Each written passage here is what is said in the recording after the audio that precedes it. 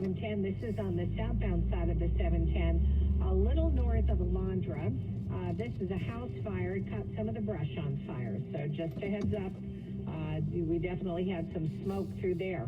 On the 110 headed north, coming up on Adams, we had debris reported in the 2 and 3 lanes.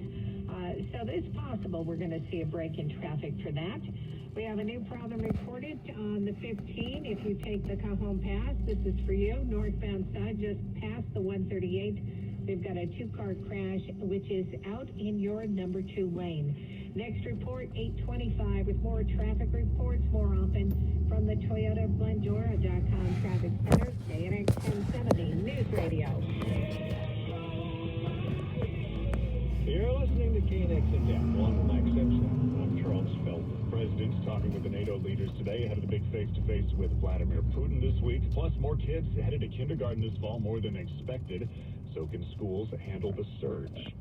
The U.S. is about to hit another milestone, not a good one, in the pandemic. 600,000 dead. And, you know, Mike, I was thinking about that in the past few days. I was in, for part of that, Fargo, North Dakota, right, which has a population of 125,000 people.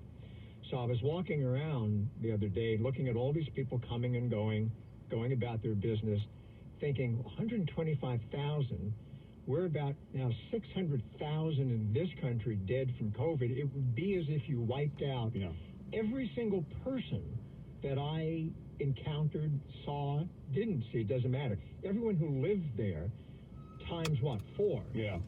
In order to reach the zone. Ghost town, the whole place. Yeah. And on the other hand, we now have reached,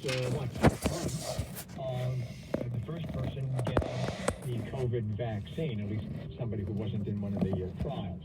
So with us is Dr. William Schaffner, Professor of Preventative Medicine and Infectious Diseases at Vanderbilt University School of Medicine. Doctor, thanks for being back with us again. We never seem to scare you away. Good to be with you, Charles. You keep coming back. So if you had to balance this, and maybe it's impossible to do that, but if you did have to balance it, 600,000 deaths in this country, many, many more, as you know, around the world, yet we have, the vaccines. This country's doing fairly well. As I just said, I was traveling the past few days. Everybody seems to be getting back to a normal state of mind. Where are we in this? Well, we're in the process, right? And we're moving in the right direction, but we can't declare victory by any matter of means. In fact, over the last few days, I've gotten a little more cautious. You know, we saw cases going down all over the country. Wonderful. But now that decline has stopped and we've plateaued.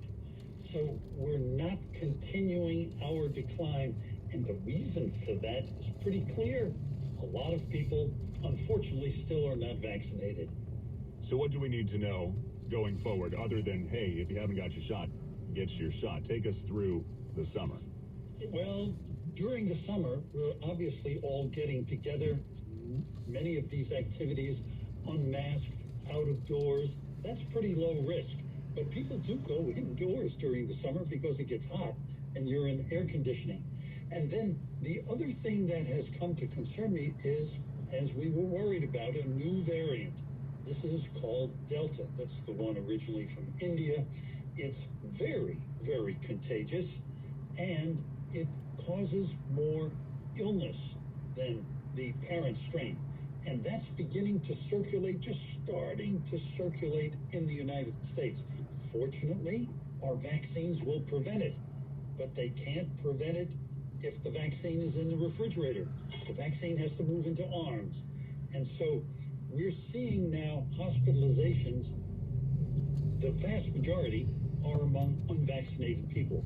So folks, if you haven't been vaccinated, please roll up that sleeve and get yourself to a vaccination center. So how comfortable should people who are vaccinated, fully vaccinated, be?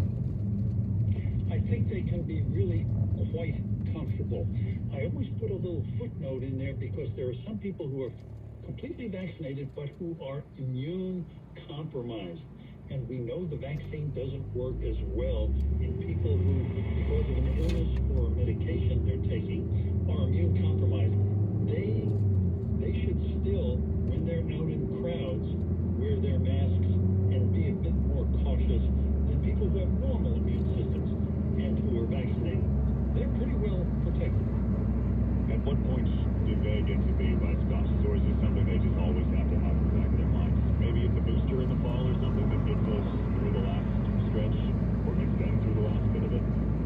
Well, Mike, we haven't decided about boosters yet, but we'll keep that in mind as they become recommended. I think if we can get vaccination rates up to that level that we aspire to, beyond the 70% that the president has asked for, up to 80% or higher, then I think everybody can relax a little bit more, because unless some crazy variant shows up, that should really drive transmission, the spread of this virus, very, very low. Dr. William Schaffner, Professor of Preventive Medicine, Infectious Diseases, Vanderbilt University School of Medicine. Remember when people were shamed for not wearing masks? You remember that? You'd kind of like walk around. Side-eye. Yeah, and you see somebody and they weren't wearing masks. You give them a little look and you